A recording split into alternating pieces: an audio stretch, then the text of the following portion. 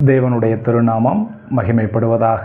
மீண்டுமாக இந்த அருளுரை துளிகளின் வாயிலாக உங்களை சந்திப்பதிலும் உங்களோடு தேவனுடைய திருவார்த்தையை பகிர்ந்து கொடுப்பதிலும் நான் மகிழ்ச்சி அடைகிறேன்.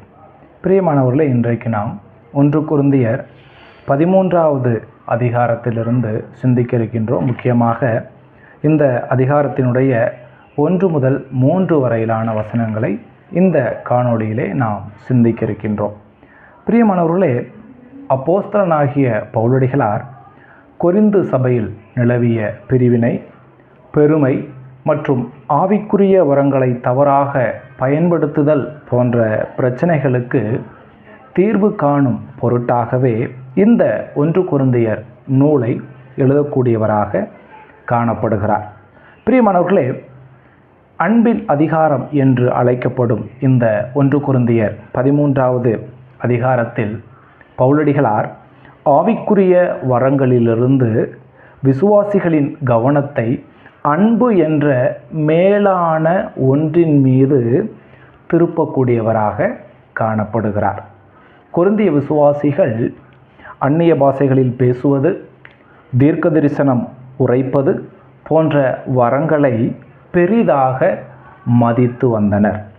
ஆனால் கிறிஸ்தவ வாழ்க்கையின் அடிப்படை தேவையான அடிப்படை வரமான அன்பு என்பதை இந்த சபையார் புறக்கணித்தவர்களாக காணப்பட்டார்கள். ஆகவே இந்த 13வது அதிகாரத்தில் அன்பை பற்றி தெளிவாக எழுதுவது பவுலடிகளாருக்கு அவசியம் என்று காணப்பட்டது. பிரியமானவர்களே, இந்த 1 கொரிந்தியர் 13வது அதிகாரத்தின் மைய செய்தி என்னவென்றால், அன்பில்லாமல் நாம் செய்யும் அனைத்தும், அதாவது அவைகள் எவ்வளவு சிறப்பாக இருந்தாலும் அவை அர்த்தமற்றவைகளே என்பதுதான் இந்த 1 கொரிந்தியர் 13வது அதிகாரத்தின் மைய செய்தியாக இருக்கிறது. மேலும் நாம் அறிந்து கொள்ள வேண்டிய முக்கியமான விஷயம் என்னவென்றால், இந்த அதிகாரத்தில் 1 கொரிந்தியர் 13வது அதிகாரத்தில் சொல்லப்பட்டுள்ள அன்பானது மூல பாஷையாகிய கிரேக்கத்தில் அகாஃபே, AGAPHE, அகாஃபே என்று வருகிறது. இது வேதாகமத்தில் சொல்லப்பட்டுள்ள அன்புகளிலேயே உன்னதமான அன்பாக இருக்கிறது. அதாவது பழைய ஏற்பாடு, எபிரேய மொழியில் எழுதப்பட்ட பழைய ஏற்பாட்டில் 4 விதமான அன்பு சொல்லப்பட்டு இருக்கிறது. அதே போல புதிய ஏற்பாடு எழுதப்பட்ட கிரேக்கத்திலும் 4 விதமான அன்பு சொல்லப்பட்டிருக்கிறது. அப்படியாக புதிய ஏற்பாட்டிலே கிரேக்கத்தில் சொல்லப்பட்டுள்ள 4 வித அன்புகளிலேயே மிகவும் உன்னதமான அன்பாக இந்த அகாஃபே என்கிற அன்பு காணப்படுகிறது. இந்த அகாஃபே அன்புக்கு ஈக்குவலான, சமத்துவமான, சமமான அன்பு பழைய ஏற்பாட்டிலே அகாவாஹ், AHAVAH என்று அழைக்கப்படுகிறது. அகாவாஹ் என்று அழைக்கப்படுகிறது. சரி, இந்த அகாஃபே அன்பினுடைய தனித்துவம், உன்னதம் என்னவென்றால், இது தேவன் மனிதன் மீது காட்டுகிற தெய்வீக அன்பாக உள்ளது. குறையில்லாத 100% பரிபூர்ணமான அன்பாக இது காணப்படுகிறது. மட்டுமல்ல, இது சுயநலமற்ற அன்பாக உள்ளது. இது தியாகம் நிறைந்த அன்பாய் உள்ளது. இது நிபந்தனையற்ற அன்பாய் உள்ளது. இது உணர்ச்சி வசப்படக்கூடியதாய் இல்லாமல் செயல்படக்கூடிய அன்பாக இருக்கிறது. மட்டுமல்ல, இது நிலைத்திருக்கக்கூடிய, நித்தியத்திலும் நிலைத்திருக்கக்கூடிய அன்பாக காணப்படுகிறது.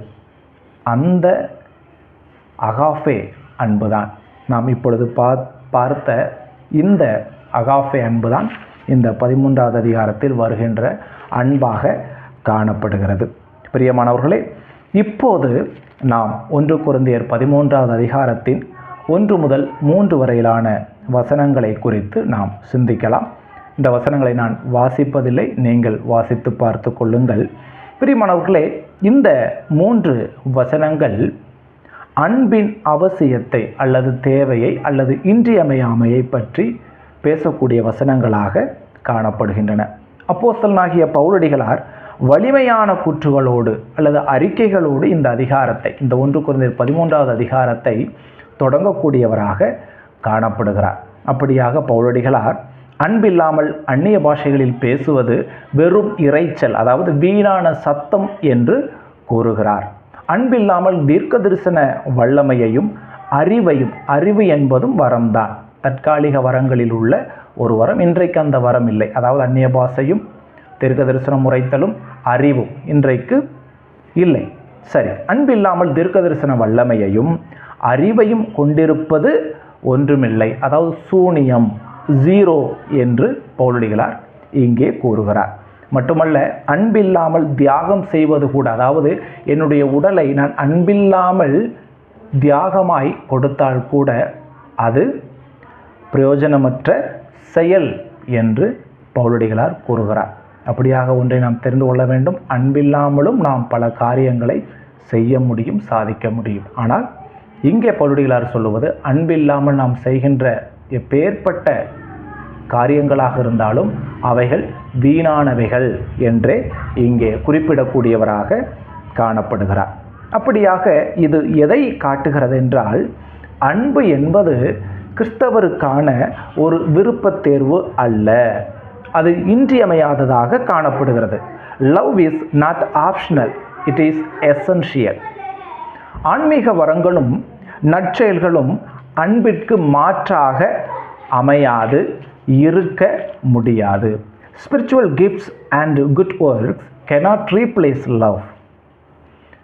மட்டுமல்ல, அன்புள்ள இதயம் இல்லாமல் புறச்செயல்கள் அனைத்தும் வெறுமையானவைகள். Outward actions are empty without the loving heart.